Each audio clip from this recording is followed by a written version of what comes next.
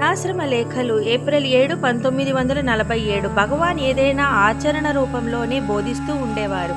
ఏం పాలు పెరుగు ఇత్యాదులేవి తినరు సరికదా. పని లేకుండా కూర్చునే వారికి 2 ఇడ్లీ ఎందుకు అని ఉదయం అల్పాహార వేళ ఒకే ఇడ్లీ తింటున్నారిప్పుడు. భోజనము అంతే. కూర మొదలైనవన్నీ కలిపితే పట్టెడుంటుందేమో. అదైనా రుచిపాకాలతో విడివిడిగా తింటారా అంటే వడ్డిస్తూ ఉంటే పులుసుతో సహా ఆదరువులు భక్ష్యాలు అన్నీ కలిపి ఒకే ముద్దగా చేసి పెట్టుకొని ఆ తర్వాత అన్నంతో కలిపి తినేవారు.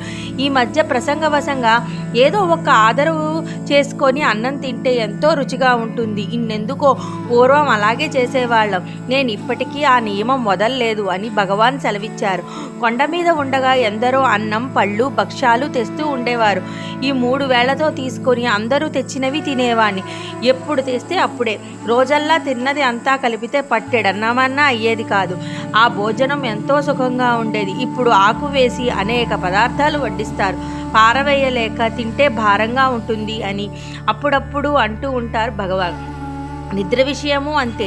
జయంతి మహాపూజ ఇత్యాది ఉత్సవాలు జరిగితే పని అలసట వల్ల విద్యార్థులు బ్రాహ్మీ ముహూర్తంలో వేదపారాయణకు రాకున్నా తాము యథాప్రకారం లేచి కూర్చునేవారు.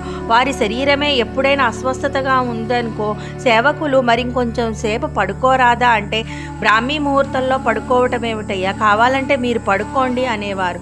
ధనుర్మాసం వస్తుందా తెల్లవారుజామున అరుణాచలేశ్వర ఆలయంలో పూజ ప్రారంభిస్తారు. అక్కడ మొదటి గంట వేసేసరికి ఇక్కడ భగవాన్ లేచి కూర్చునేవారు. తమిళ్ పారాయణకు వచ్చేవారు నిద్రలేచి రావాలి కానీ భగవాన్ వారి సేవను స్వీకరించటానికి సదా సంసిద్ధులే.